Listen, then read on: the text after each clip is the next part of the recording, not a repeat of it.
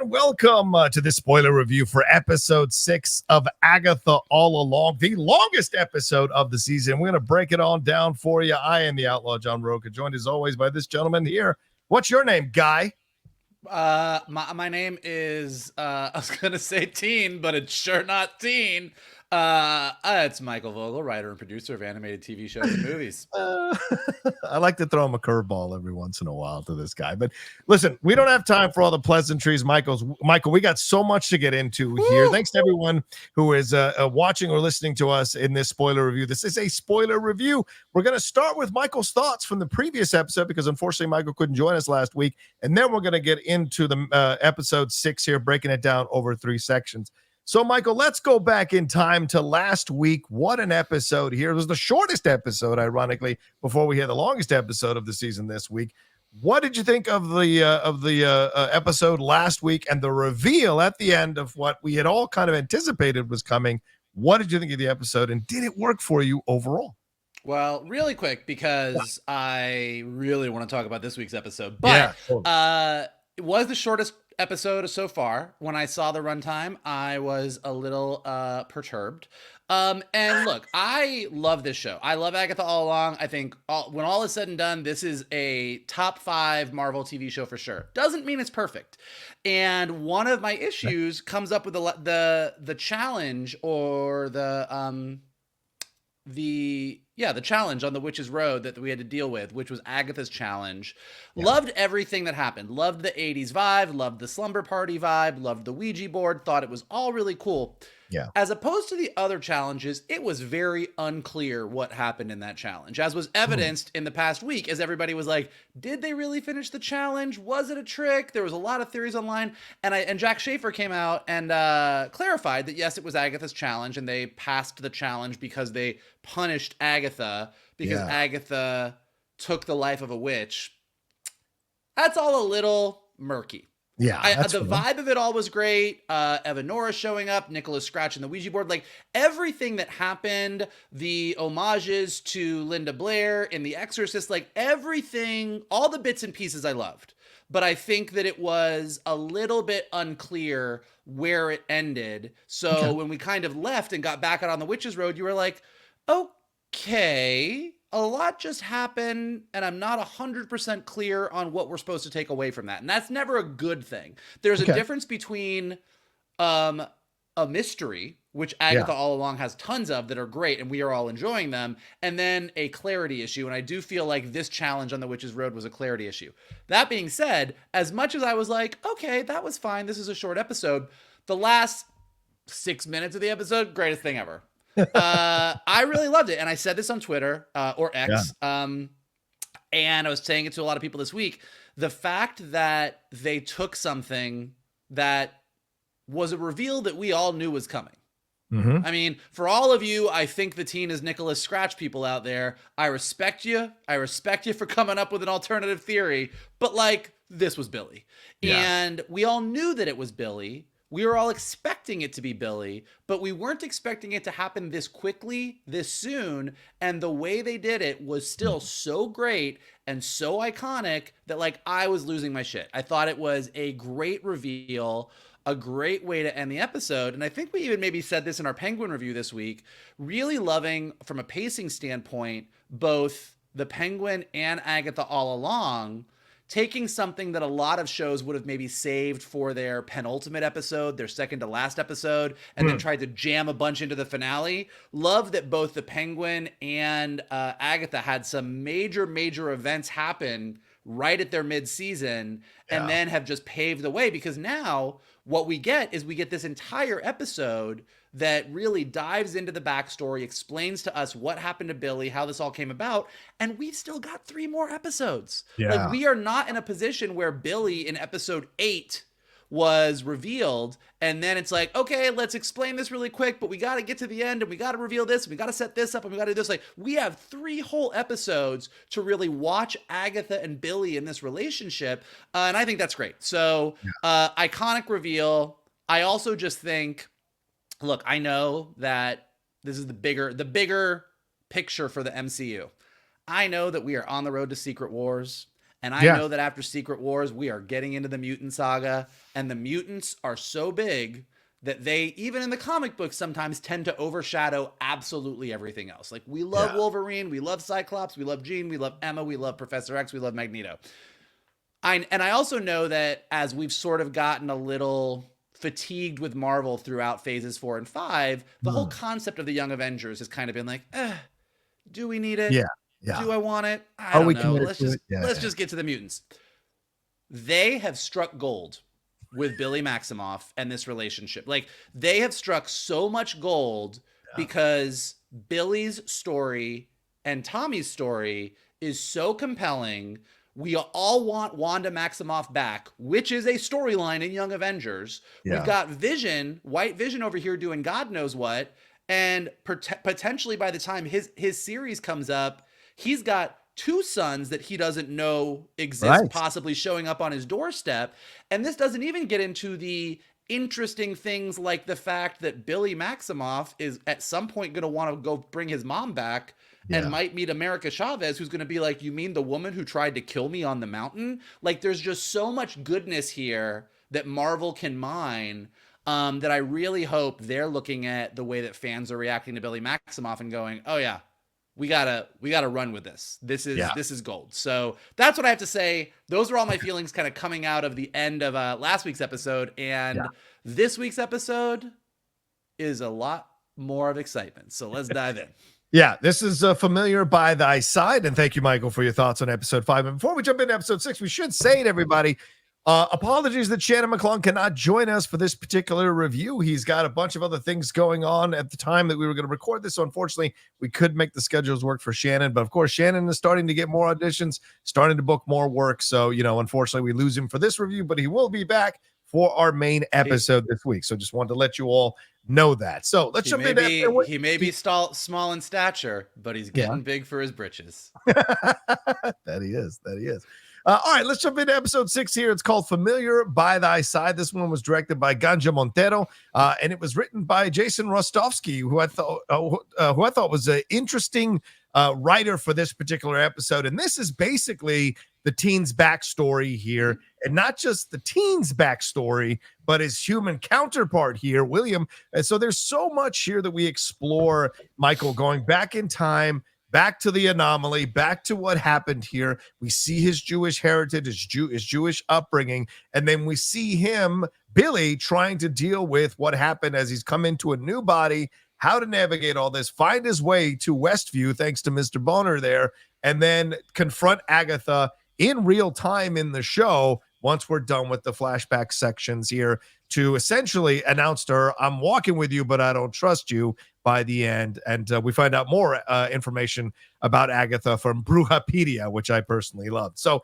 Michael, your overall thoughts on this particular episode? What did you like about it? What worked for you before we dive into the specific sections here in this episode?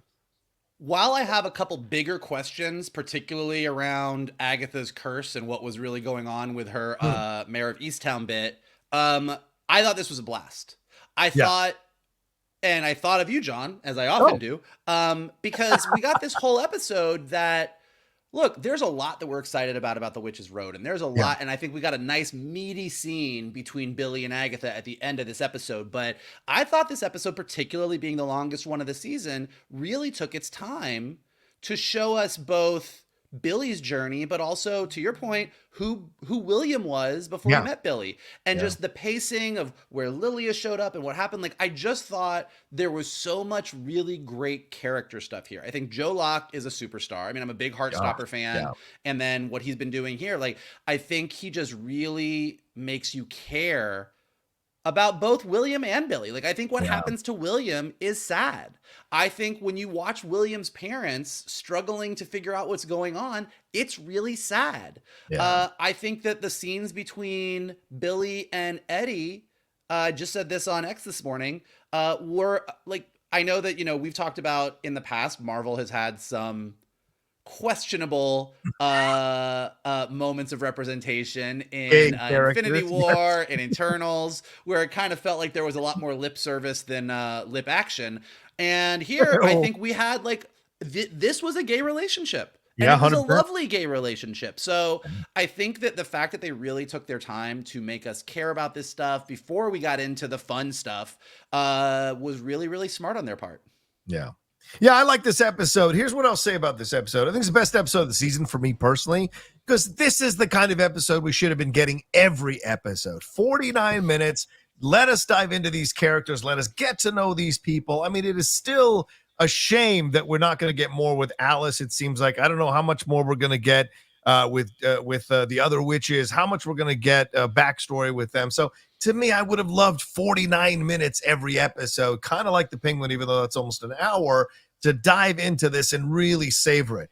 By the same token, though, I thought also that at times this episode dragged. So for me, overall, this is my favorite episode, but it did have a couple of issues with it. And I have questions here because if William Kaplan is really dead, these people have been living with Billy Maximoff in William Kaplan's body. When William Kaplan's parents find out, what is their reaction going to be to all of this? So there's a lot of questions for me, but Joe Locke is so good. And listen, I'm not as familiar with his work as you are, Michael. This is my first exposure to him as an actor this entire series, and I've immediately really enjoyed him. I like the moments he played here. There's a nice combo of vulnerability and a steel spine in certain moments that you kind of appreciate and like about Joe Locke's performance.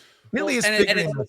Yeah. And to your point, I mean, just for Joe Locke fans, one of the signs that he's such a good actor is when he has his super vulnerable moments, it's very reminiscent of the role he plays on Heartstopper. But when he has those steely moments where he's really, really confident and like that's so different than his Heartstopper character. And it was really nice to see him play those different levels, to your point.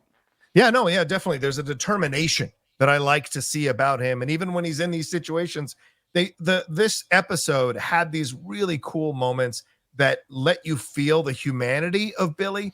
Like, oh, I shouldn't be doing this. I don't know. Why am I doing this? You know, those little moments that let you connect to him. The way he feels about Eddie in that moment when he reads his mind and he's in love with me, whatever. The way he reacts to the parents, all these things that you see going through him. There's a humanity to him, even while he's navigating this insane situation and trying to figure out where he belongs. And then by the end, now that you have all this information, when he goes back at Agatha, you're with him. And it's so interesting that the show has done this interesting twist now. Is Agatha more of a villain than an anti-hero? What's their relationship going to be like? And why was Agatha having tears in her eyes as she's talking to Billy? What's her affection for Billy? So there's so much that was mined here from these two wonderful actors in this particular episode that I loved seeing. So let's jump into it. We're going to jump into it in the specifics, and we'll go section by section here. I'm going to try to read what happened in each of the sections as quickly as possible, and then Michael and I will discuss it. We start with the teen, Joe Locke's bar mitzvah here, Michael, revealing his name in this human form is William Kaplan. His parents and the people at the temple are sharing him with love as we transition to the after party. Notice the centerpieces at the after party look like the trees from the Witch's Road, so little kind of illusions there I think are really good. Lilia is at the party. Apparently, you can hire as a fortune teller at your bar mitzvah here after party. She reveals that he has a transformative journey coming and his lifeline is broken into two parts. Does that mean William Kaplan and Billy Maximoff, or does that mean Billy and Tommy? It's an interesting thing to consider. She mentions the Tower Reverse card, which has the blue crown that Tommy was wearing, or that Billy was wearing in the last episode. Tells him she doesn't need to be a psychic to know he's a good egg. Tells him to enjoy the now. He leaves after a little bit, making a comment about early Argento. Look, as if some 13-year-old would know about Dario Argento, but whatever, we'll let it go. And then she draws a sigil on a block of wood, puts it in his coat pocket, and then forgets she did it, hands the coat off to someone to give to Billy. This explains why Wanda couldn't find him in Multiverse of Madness. So an interesting fix there. William's dad, played wonderfully by the actor Paul Adelstein, who I've loved for years, comes on the mic and says something has happened in Westview. As William and his parents are racing away in the car, William notices the sigil in his pocket. His mom notices that the anomaly is getting smaller, but takes her eyes off the road. They veer off the road and crash. The parents survive, and it seems like William clearly died. We hear Billy and Tommy's exchanges with Wanda from WandaVision at the end there, and then Billy Maximoff's soul suddenly inhabits the body of William.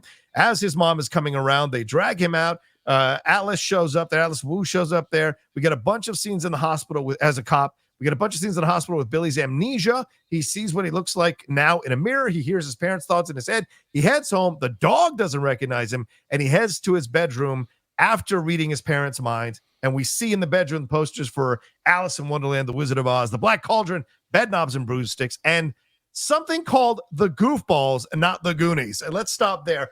Michael, what an intro here. We get what's going on with, we get to meet William Kaplan, and then Billy Maximoff takes him over, and we head to his house, and he's dealing with this complete, utter change in his life. What are your thoughts on this? Oh, these opening scenes, brother. So many thoughts. One, love a good bar mitzvah. It took me back to my bar mitzvah, although I didn't get to have a magic theme at my bar mitzvah. My bar mitzvah wasn't quite as fancy as William Kaplan's Eastview bar mitzvah. Also, having nothing to do with anything, Eastview has a very nice temple. Yeah, it's a nice temple. I was like, well, look at the Jewish population of Eastview with that temple. Good for you, Eastview. I'm just going to say this up front because it's coming up a lot on Twitter. It's been coming up a lot. And then as soon as this episode started with a bar mitzvah, I was like, it's going to come up more.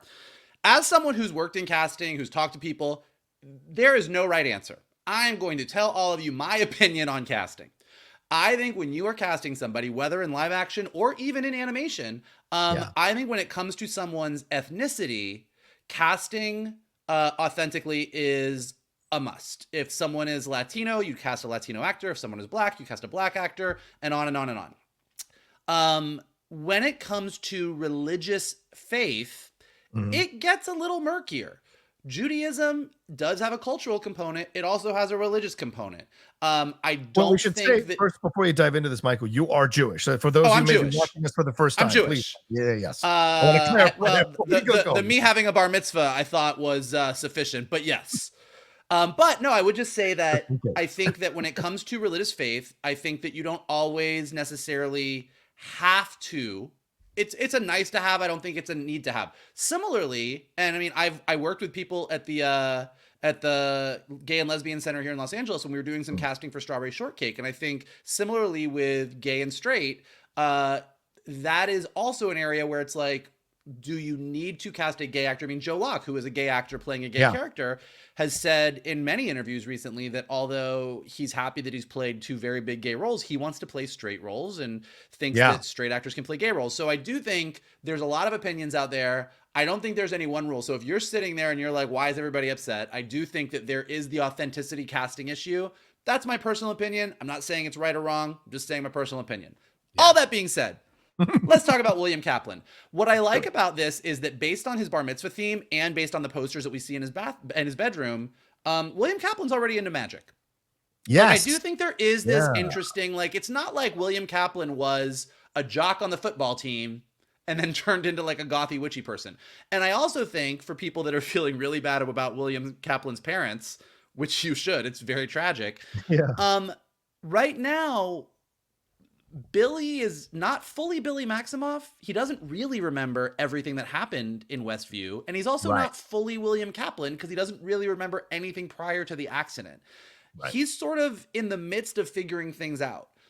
In the comic books, because these things were very far apart, Tommy and Billy as babies disappeared, and then their essences were put into new children who grew up as William Kaplan and Tommy Shepard, who then eventually knew that they were also Wanda's kids. So like, we're in a very different kind of timeline and it's much more condensed, but I have a feeling that down the road, Billy Maximoff and William Kaplan's memories, essences will sort of coexist. Like, even in the comics, Billy's parents, William Kaplan's parents, are still Billy's parents, and he's also Wanda and Vision's kid. So I kind of think we're setting something up. To your point, they cast two really good actors as his parents, so I don't feel like these are like one and done actors. So I think this whole complicated relationship is something we'll hopefully see more of, because I think it's interesting.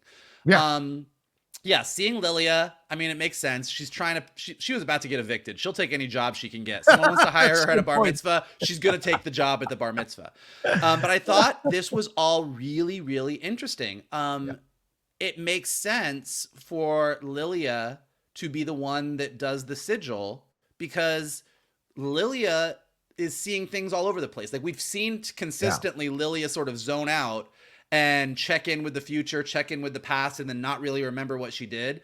So her all of a sudden having this inkling that this kid who she just read his fortune is going to need this sigil, does the sigil, drops it in, forgets everything, feels very in keeping with her character. So there was nothing odd about it. And to John's point, it automatically explains everything. Like by the time that Billy jumped into William's body, there was no way that Wanda was ever going to know that this was happening. He's got a sigil. He's blocked from all witch kind. And so she went on her journey with no idea that her son was actually just, a town over. Again, kind of tragic.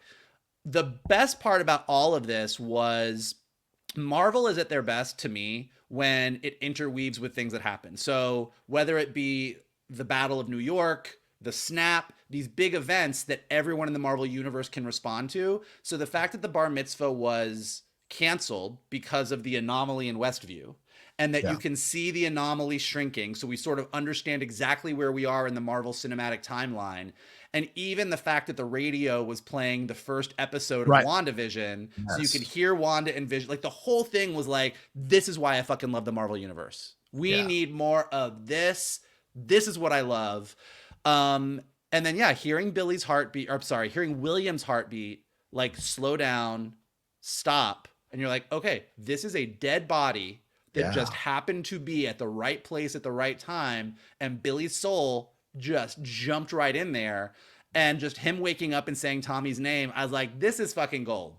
Like, this was such a great way. And for something that is kind of weirdly, cosmically complicated, very comic book weird stuff going on here, I thought they did it in a very straightforward way that I think anybody watching this is like, okay, got it. Yeah. To your point about, so like him waking up in the hospital, all great acting all around. Joe Locke, great. Parents, great. Everyone, great. Him hearing the thoughts, being confused, all just A+. His bedroom was a treasure trove of Easter eggs. I mean, it was really, and particularly when you contrast it to Billy's bedroom 3 years later, but like we got Wizard of Oz because Jack Schaefer and this show love them some Wizard of Oz. So we got Wizard of Oz. We've got Alice in Wonderland, another magical journey through a magical world. The Black Cauldron, even though it's one of the worst Disney animated movies, weird magic mystery stuff, but animated and safe. Bedknobs and Broomsticks, a movie about witches. And then Goofballs, because they couldn't get the rights to Goonies, but they really wanted that Goonies poster on the wall. But like, so I thought just all of the stuff in the background on the wall, and we'll talk about it again when we go back to his room when he goes there with Eddie, you really, and like 2 Houdini posters. Yes. So again, William Kaplan already into magic. So I'm hoping what that means is once these 2 personalities sort of coalesce, it's 2 personalities that can coexist pretty easily with each other. Yeah, that may have been why Billy jumped into his body, like just for whatever reason on whatever plane. And it was an empty husk of a body. Well, sure, but there's also a little bit of brain activity while you die. After you die, your brain is still somewhat active for like I think a few minutes or a few seconds, and it may have been, as you said, the timing of it all. It's Billy and Tommy, because who knows what body did Tommy jump into a body? How did he do that? I don't know that Tommy did jump into a body. Tommy's not magic. Like, so I'm saying that's the thing is, I don't know where this ends up, and I don't know. I hate to say the M word, but Mephisto might be at the end of this road. Oh my Lord! But I don't think that Tommy doesn't have Wanda's magic, right? At least in the comics. Like Tommy is a speedster. Yeah. Tommy is Wanda and Vision's kid, but Billy's the one that got the magic. So Billy's ability to leap out and jump in, I think Tommy did disappear. I think Tommy did what we thought both kids did. So I don't think that all of a sudden Tommy's going to be like some kid living in like, Jersey across the street from Kamala Khan. I think that his soul's gone. But I also think, to your point about, Billy, we didn't see Rio in this episode. No, we didn't. But Rio we saw Black Heart. We saw Black Heart, but we didn't see Rio. But now I don't think Rio was that Black Heart. I don't know what to think right now. We didn't see Rio in this episode. Rio is death. Right. Rio, I mean, I'm assuming, okay, 95% Rio is death. Right. Rio has a job to do. And Billy broke the rules. Right. Like, Which if don't Rio jump is ahead. death, Don't she jump ahead. should have showed up. Yeah, she should have showed up and taken William. Right. And what I think we're building to here, this gets more to the end of the episode, but like, Rio and Agatha are clearly attracted to each other and have beef because of whatever Rio had to do to Nicholas Scratch. Right. By the rules, Rio probably should take that William Kaplan body. It's hers. And I think Agatha is going to be like, don't do it. Like, I think we're going to go back into Rio and Agatha having a new version of the fight that they had that like tore them apart the first time. Right. Does she take the bodies? She takes the souls. She's death. I don't know if she takes the bodies. So this is where it becomes a conversation of like, where's the line? She might be in there eating Alice's body right now. We don't know where she was. No. You know what? Alice has suffered enough without you adding that to the damn thing. But yeah, I thought the intros were great. I'm not Jewish, so as a non-Jewish person watching this, I had no idea that there's a little finger pointer that you use to read. That was so cool to see. You can't touch the Torah. Oh, is that what it is? You can't touch it. You can't. You have to do the thing because it's like a sacred scroll. I like how I had a finger pointer. You can't be like, where's my part? Got to follow along. Like, So I thought that was a really cool thing to see. And you're right. That's a nice temple. I've been to a couple temples. That's a nice temple. Let me tell you. So I was enjoying that part of it, but I liked this kid immediately. And that was a so smart thing. Make me like William Kaplan. Then I care that Billy's got into his body and how it affects his parents. And by the way, I haven't mentioned the actress who plays his mom. That's Maria Dizia. She's fantastic. She was in 13 Reasons Why, Emergence, Orange is the New Black. So she's got a very strong resume as an actress. So I think you're right, Mike. They picked these two actors who have been series regulars on numerous shows to come in and play these parents because they want more of them. These aren't one and done. These aren't one and done parents. Not at all. Yeah. So I love that aspect of it all. Yeah, the Lilia being a part of it. Lily being putting the sigil on. Thank God. I've been feeling that they're underutilizing Patti LuPone. So why not make her an important part of the overall story here by having her put on the sigil? She must have seen something because she's the oldest witch. She must have seen something there to put this all in motion. So I'm very curious to see why and how the sigil will play into this whole overall story and her connection to it. And then what we got to there where he's reading the minds, all of that, so interesting. And the way they did it, I think that's super important too. We've seen people read minds in movies for like decades, right? For centuries rather. And seeing this different way and different approach, I thought it worked really well. So I liked all of that there. All right, let's move on to, as Michael mentioned, 3 years later, we see Billy and his boyfriend Eddie, who is played by Miles Gutierrez Riley.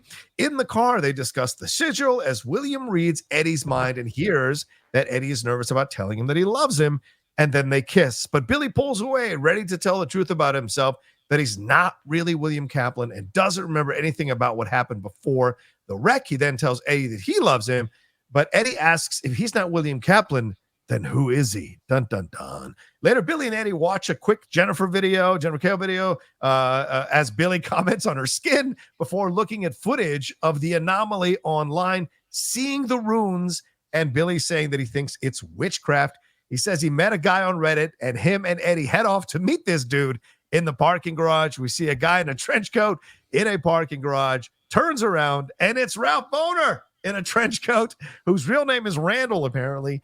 Randall then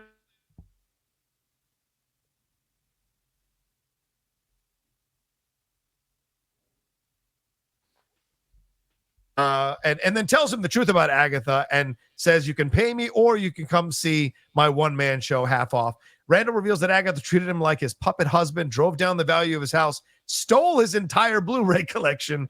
That's the big crime. Made him be a terrible influence on Wanda's kids, and then made him poison and kill Sparky. I hated this. I'm going to tell you this right now. I like Agatha killing dog. I don't like you putting that on poor Randall. Randall doesn't know what happened to the kids, but word on the street is that Agatha still lives in Westview, but warns Randall not to go. Billy goes home, listens to Lorna Wu's version of The Witch's Road, makes notes, Googles Agatha, and as I said, he finds her on Wikipedia, sees that she survived the Hindenburg and Titanic situations, and then was the inspiration for Jolene for the legendary Dolly Parton song. I thought that was awesome, but more importantly, that she survived the Witch's Road. He drives to Wanda's old house, checks his spell book for the release spell. He needs an important item to use it, breaks into Agatha's house, grabs the brooch, but is caught eventually by Agatha in a much more nicer chase scene than we got in episode 1. he wasn't hit by the car. Sharon hit her. He ran into Sharon's car door. So, Michael, your thoughts? I know that's a lot, but it's a big episode. So, your thoughts overall on these scenes as we're following William's journey to Agatha and then meeting up with Agatha in this chase scene? Well, along the same lines as really kind of liking William right off the bat before he gets in the car crash, and really liking William's parents. Yeah. Look, it's like we all know that Billy's ending up with Teddy. It's comic book royalty. Like, we all know that Billy has a strapping young half Kree, half Skrull gentleman in his future. But I really liked Eddie. Yeah. I really liked him. Yeah. Like, I know that this is not your forever boyfriend. This is your right now boyfriend. But I thought it was really lovely. And I thought the two of them were really just lovely and authentic together. Yeah. I thought I'm going to tell him I love him. I'm going to tell him I love him. And Billy hearing that and backing up. I think Billy wanting to be honest with this guy, as weird as the honesty is a beautiful kind of thing. I like the whole thing was lovely, including, and I laughed, I was texting with some gay friends about it, when they walked into Billy's room and Eddie took his jacket off. And I was like, oh, hello, arms. And then immediately Billy was like, you got to put that jacket back on. And I'm like, well, that is very authentic. I can't focus with those arms. I was like, you know what? He's got arms. He's got nice arms. But again, so really quickly, Billy's room now versus Billy's room 3 years ago. Right. Wizard of Oz poster still up. Couple things still there. But now we have the movie poster for Carrie. We have the movie poster for The Craft. We have a Pride sticker. We have a trans rights poster. So they did a really nice job of having these two bedrooms contrasting and both still having a level of magic, a level of love for movies. Yeah. There's a lot of similarities between William and Billy. And I think that's going to hopefully help things down the road for everybody.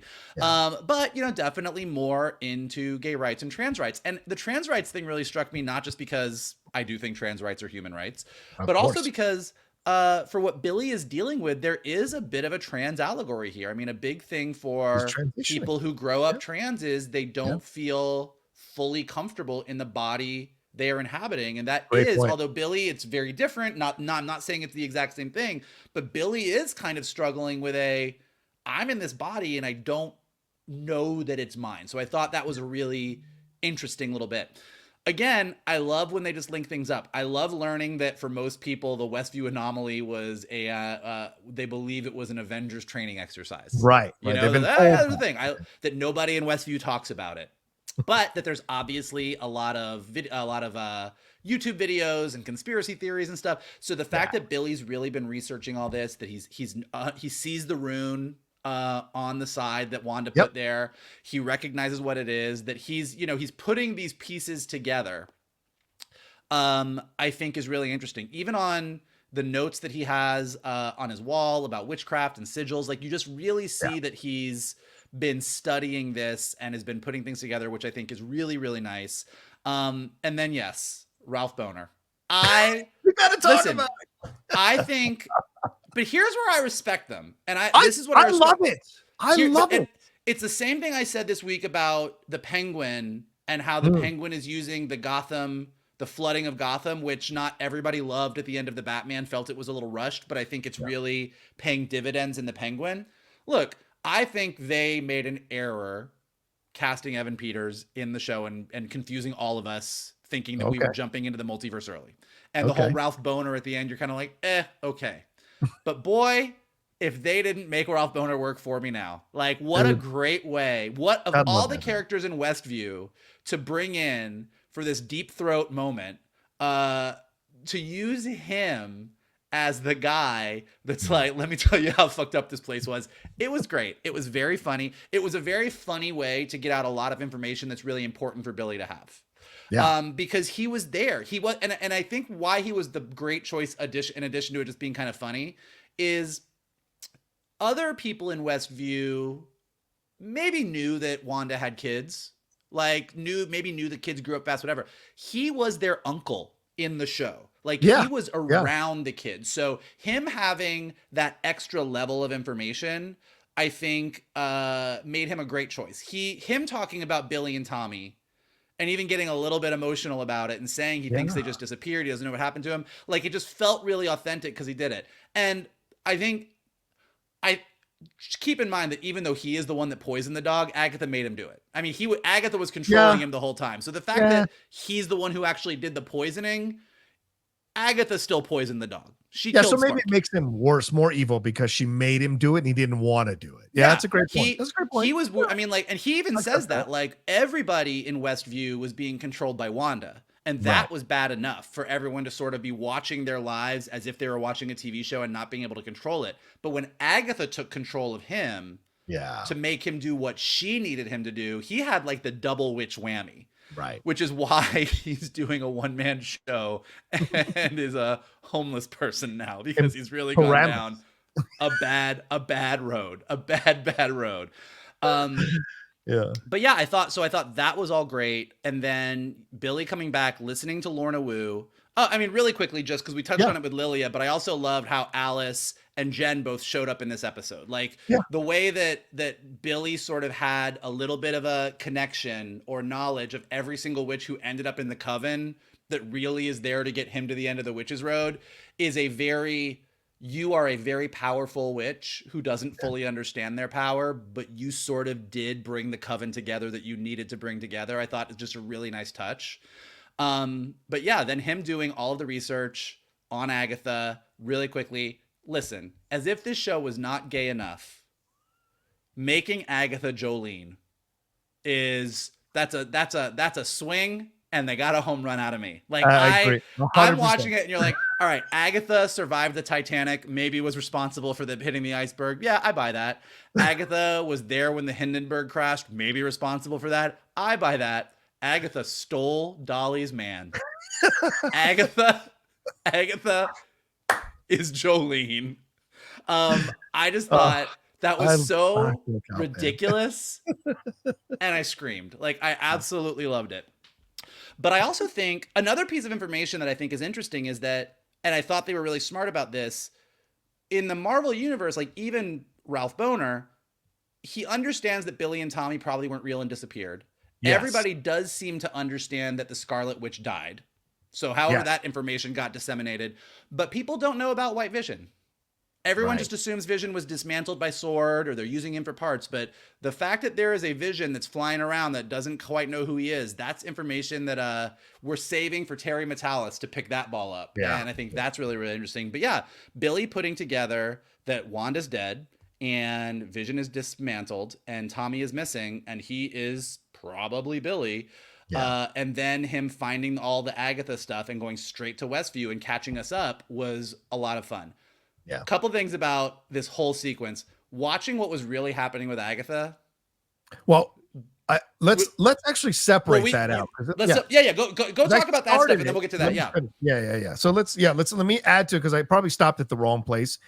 As I said, he drives to Wanda's old house, checks his spellbook for the release spell, needs an important item to use it, breaks into Agatha's house, grabs the brooch, but is caught eventually by Agatha in a much more nicer chase scene than episode 1. Agatha interrogates Billy in a Bohner family reunion shirt, really just underlining the fact that she took over this poor dude's life, and brandishes a garden hose nuzzle gun. When we never see Rio, by the way, he does the release spell. She puts duct tape on his mouth, and he admits that he's Billy Maximoff. So let's talk about that section, Michael, right before we get to present day of the show. What are your thoughts about everything that happened here in Westview, going back to WandaVision and going back to the first episode of this series? Well, this is how you know this show has me. Like, Billy pulls up in Westview, and he pulls up in front of the empty lot where his house was. Mm-hmm. And I was like, I fucking love this show. I love it. I'm back in. Kevin Feige, you got me for another 5 years. I'm in. Like, just him looking at that house, the ruins of that house with like the graffiti on it and how they hate Wanda. And, you know, a lot of people online right now are very mad that Billy is using the Witch's Road to find his brother because they want him to find Wanda. But let's all remember that Billy doesn't know shit. All Billy knows is the Scarlet Witch apparently made him and he doesn't quite know how, and then decided to let him die. He has no knowledge that she's spent the last 3 years becoming obsessed with the Darkhold and trying to rip the multiverse apart and kill America Chavez so that she could be with the kids. Like, he doesn't know any of this. So him like just being like, I want to find my brother, it really does make sense. Him going up to Agatha's house, the Bohner family reunion pitch a tent shirt that she is wearing is that they've really made this Ralph Bohner thing work for me. Like, I am on board. I need to have this shirt. I need a Bohner family reunion pitch a tent t-shirt. But the fact that that's what she's wearing and that we're like, it's totally different from what we saw. And to John's point, we never see Rio. Yeah. Like, Rio seems like and also what we do see in this sequence, and I was a little curious about it before, is that when Wanda was going up to everybody, Herb and Mrs. Hart and everybody else, when she was in her Mayor of Easttown bit, if somebody said something that didn't make sense to her, she just translated it in her mind, which is what we see with Joe Locke. Yeah. Whereas with Rio clearly was seeing what Agatha was seeing. Yeah. Like, Rio was in it. So whether Rio was in her mind or whatever, I do think it's very interesting that we did not see her. And I do think the Rio piece of this is going to be another big piece that's going to explain a lot of things. But yeah, just the absolute joy of seeing Catherine Hahn do an even worse Mayor of Easttown impression than the Mayor of Easttown impression that she did in the beginning, which was already really bad in a really funny comedic way, was absolutely great. Yeah. The interrogation scene with her and Billy, where he's just like, "Oh, okay, so you're casting me as like the teen." When the thing with the pen, oh where my she God, kept clicking the pen, he's like, "No, it's okay, it's working now. Now it's not working. Now it's working. Now it's okay. You know what? You do what you want to do. I don't know." And I do think there is a scene where she's really in his face, where it 100% looks like Joe Locke is trying his damn best not to lose his shit, because I don't know what you do when Catherine Hahn is in your face going, "Ah, ah." Like, it was great. Like, the whole thing was just delightful. But yeah, and then you see, like, look, Billy had a release spell. He had the locket. Yep. He did the thing. Like, Billy broke that spell. Yeah. Like, Billy doesn't understand how to use his powers, but he's got Wanda level power, and he broke that spell. So I think, like, again, I want to see the Rio piece of it and how, like, she fits in everything, but that was all really, really great. Best line of the episode for me, of an episode that had a lot of really good lines, is when she ties him up and throws him in the closet, and he goes, "I don't want to go back in the closet again." I don't want to go back in the closet. I was like, And then that line could have easily failed. That line could have easily failed. They nailed it. They nailed it. And then seeing the non-sigil version of what he says, that he says he's William Kaplan, and that then he says he's Billy Maximoff, and that we know she didn't hear either of those things. Right. But I think on some level he understands, based on her reaction, that, like, when he says William Kaplan, and she kind of comes up and says, "Come again," and then he says Billy Maximoff, it's like, I don't know that he fully understands what the sigil is doing, but he does understand that when you say Billy Maximoff, that should elicit a reaction, and it doesn't. Yeah. So I thought that was really, really interesting. Yeah, just to go back to give my thoughts on this, love the Eddie relationship with him. I thought they were great, good chemistry. Look, this is the thing I always say, and I've said this on the show before, Michael, and you know this.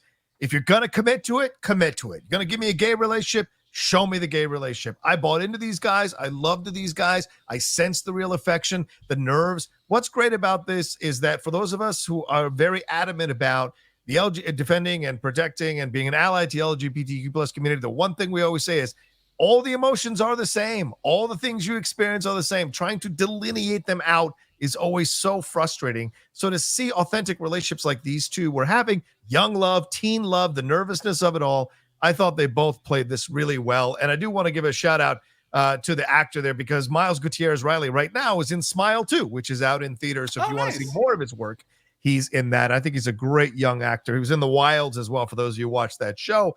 But then later, when we see in the room and the connection and the joke about the arms, all of that is so sweet and cute and fun, and allows us to just buy into this relationship. So when he meets Bohner and he's there, I mean, Eddie, they have shots of Eddie reacting to what Bohner is doing. He is so essential to that scene working as the person who's not necessarily invested in this and is suspicious of Bohner. It all works so well. And I love the fact that you have Evan Peters, who played Quicksilver, helping Billy get closer to the Tommy who is the Quicksilver, or is the connected to the Quicksilver of this particular section of the MCU. So I love that kind of connection throughout. And I thought Evan did a great job. And of course, if you're going to have Mayor of Easttown references and Evan Peters in your show, there's a lot of meta shit happening when you're watching this stuff. Yeah. So I really liked the performance, and I think it made it work. And the fact that, as me, Michael, actors, you've been an actor, I'm an actor.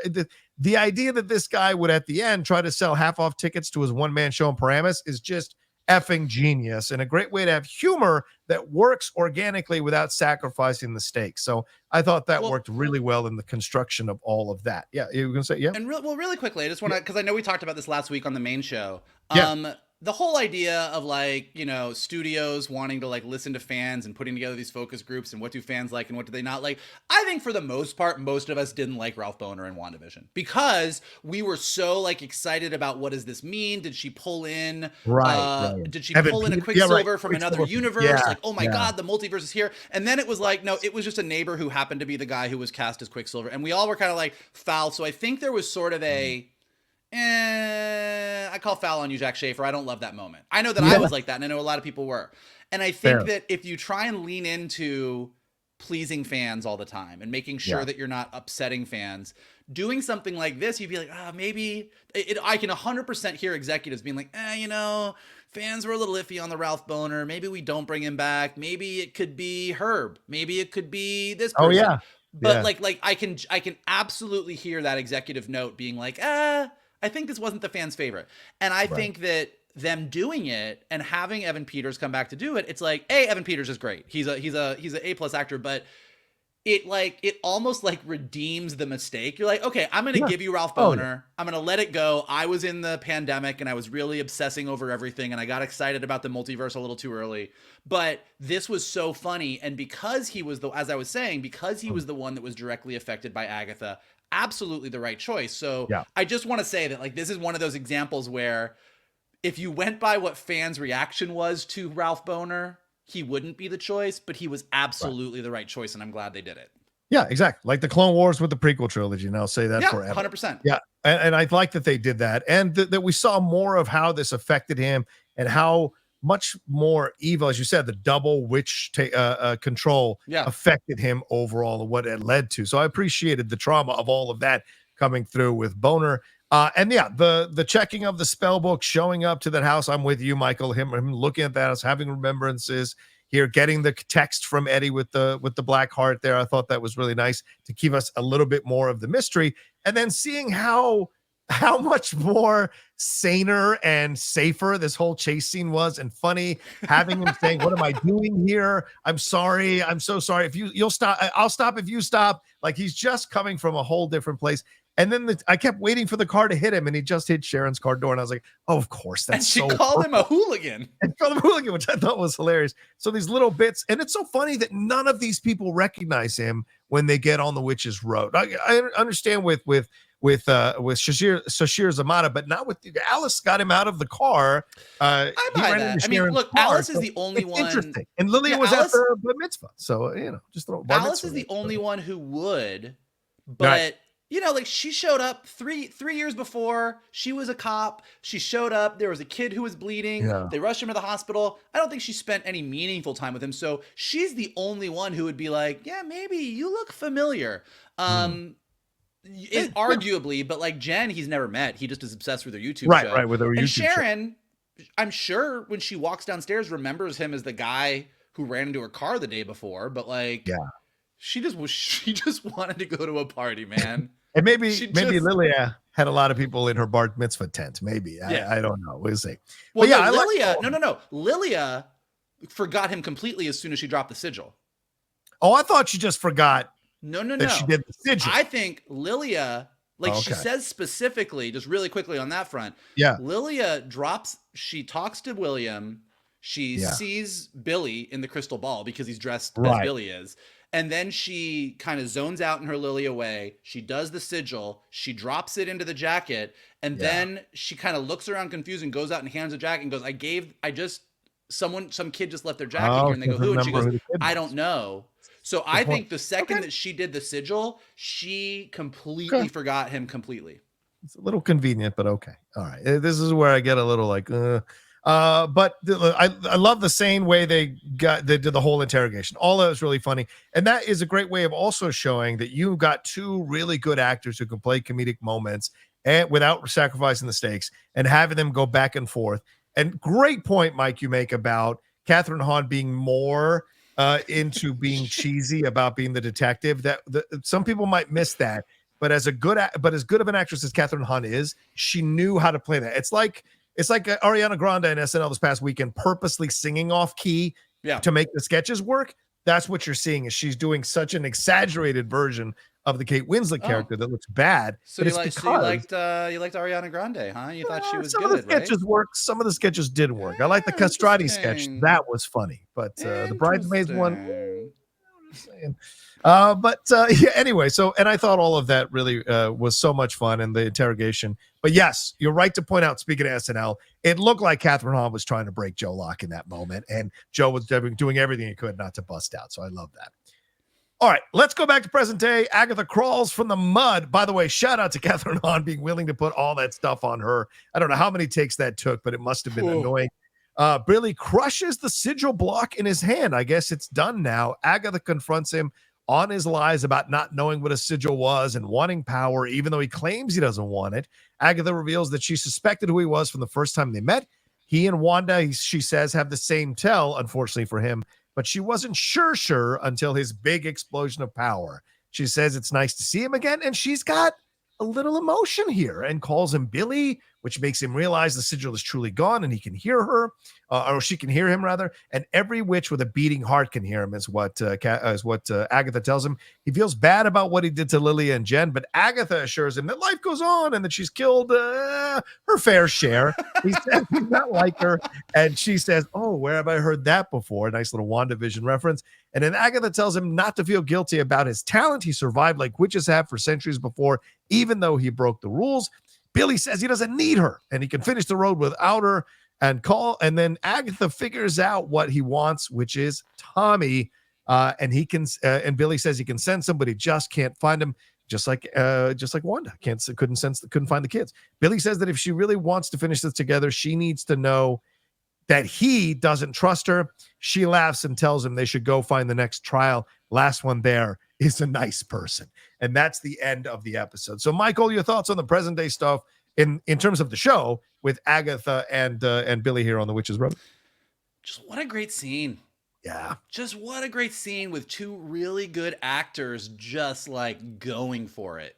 Mm-hmm. There was no special effects. There was no giant like Marvel, fireworks. It was just two characters kind of reacquainting themselves with each other. And it was, to me, just electric.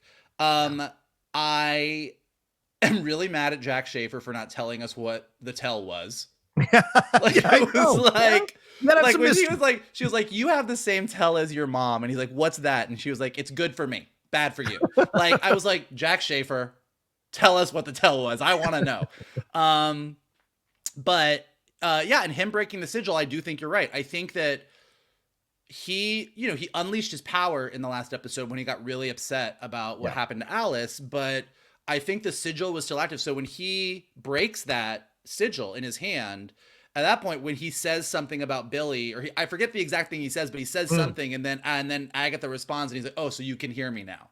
Like, and it's clear that like he broke the sigil. Sigil's broken. It's done. Like everybody, and then she says, every witch with a beating heart can hear you. Like he is.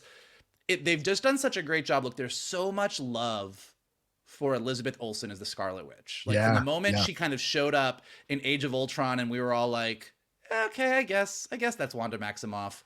All the way through Civil War to Infinity War to Endgame to WandaVision. Like, I think we into Multiverse of Madness, we have sort of fallen in love with Wanda's journey and Wanda as a character. And so Billy stepping into the scene, like he's magical royalty in the MCU.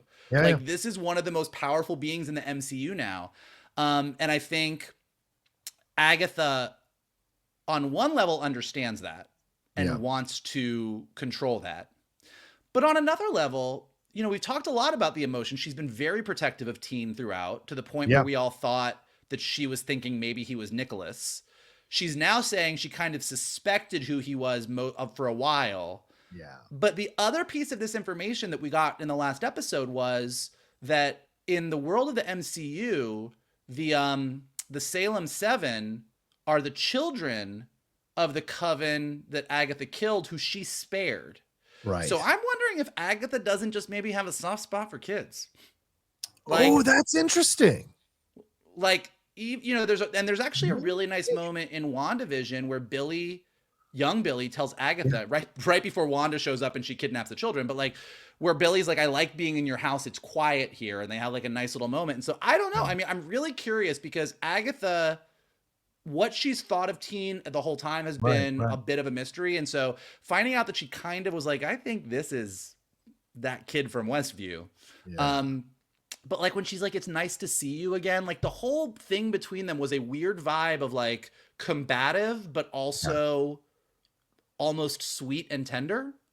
And she's like the aunt that raised him when his mom wasn't there. Like it just, it feels a little bit like that, right? Because she has these emotions for Billy. It's clear. Yeah. So that's all. And like the way she's playing that, like it's weird and complicated and doesn't fully make sense yet, but I'm enjoying it. I enjoy this so much more than watching her be like, ah, ha, ha, you're that Wanda's kid. Now I'm going to kill you. Like, it's like, this is a way more interesting, like meaty relationship.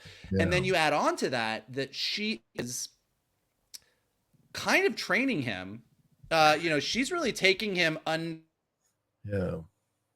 to be a witch, and she's kind of placing a lot of her trauma right on him. Like she's like, look, you did what you had to do. What were you gonna say? Can you say it again, Michael? You went in and out, so I just want people to miss your point. That she's training him to do what now?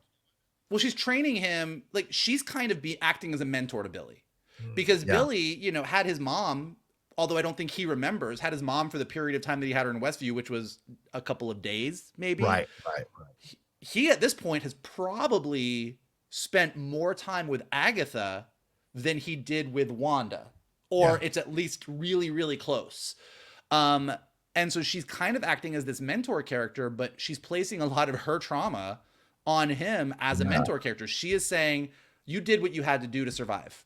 Right. You know, you broke the rules, but that's what a witch is. You did what you had to survive. You should be proud of that, in the same way that she did what she had to do to survive in Salem by sucking up everyone, including her mom's powers. So she's really kind of making a case to him, like, you're the same as me.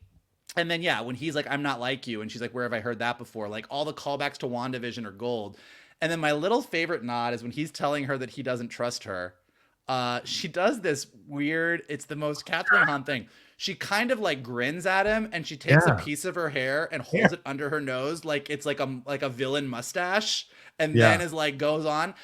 And now here we are, like we've seen the trailers. We know that Jen and Lilia are not dead. So waiting for them to come back. Don't know where Rio is through all of this, and Rio's opinion on all of this is a big question. Right. So they've introduced a lot about this relationship, and I'm kind of glad that they did it the way they did, where we got to the end and then it was just Agatha and Billy, because now next week when you bring Rio and Jen and Lily and whoever back into the mix, this new dynamic just shifts everything dramatically. So it's going to be really interesting to see. Yeah, and I thought this was the perfect time in a show. And Michael, of course, we said this many times, you've been a showrunner, you know, placing an episode at a certain time in order to get people even more invested or reinvested in your series is super important. And I thought this was the perfect time after the half-an-hour episode last week that introduced Billy becoming Wiccan. This episode to give us a backstory on all this was the perfect time to put it. It made us even more invested in what we're going to see in in Agatha and Billy going forward in that relationship and what's going to happen. Because now he's got all this power, and she calls him out. She said, "Oh, really going to do without me when you can't even control your power?" Like, that's an interesting thing. We've given him a weakness now going forward with all his power that she can exploit. And so that's going to be, and the fact that she climbed out of the mud, that says, well, his power isn't absolute in terms of being able to destroy her. She can figure this out. So how, now they're kind of equals. How is he going to navigate this? And how is she going to navigate this?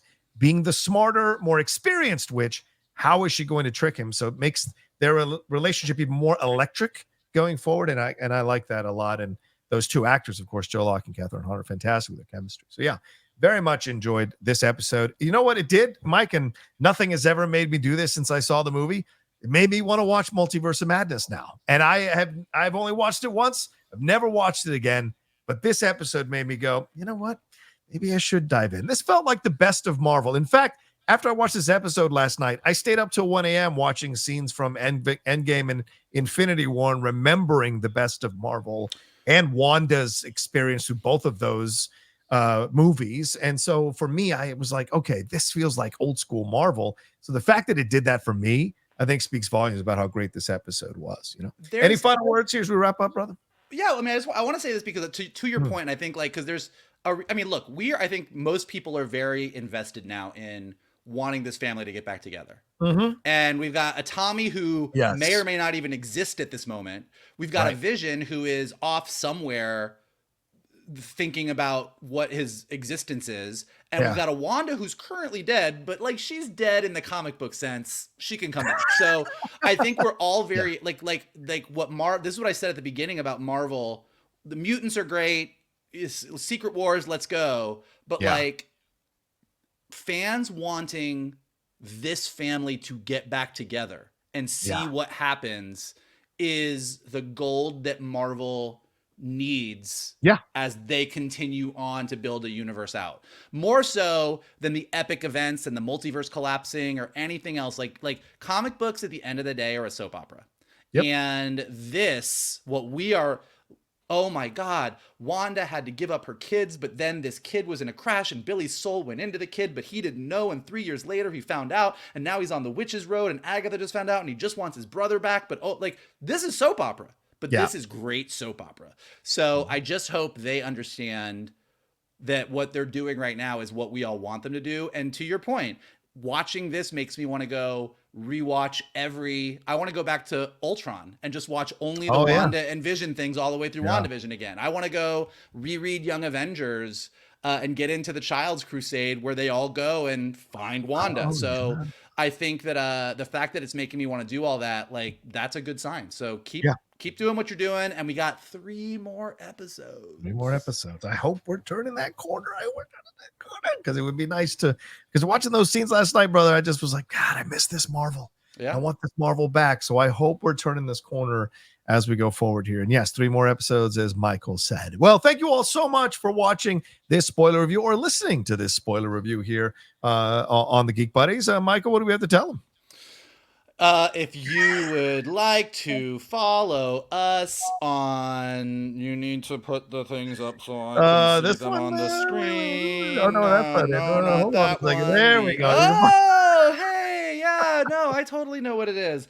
If you would like to follow us on Twitter, you can do so at geek_buddies, on Instagram at _geek_buddies. If you would like to follow Mr. Rocha, you can do so at the Rocha Says. If you would like to follow me, you can do so at MKToon. And I totally remembered all of those. I was just pretending.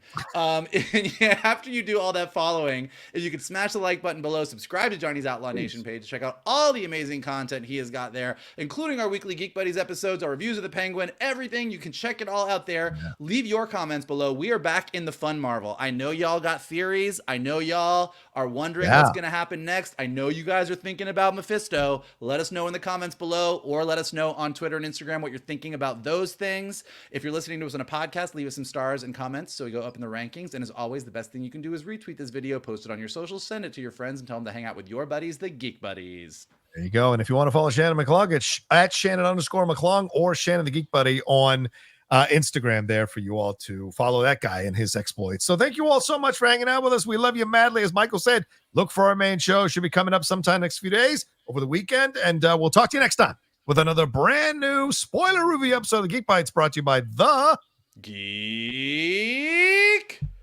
Buddies.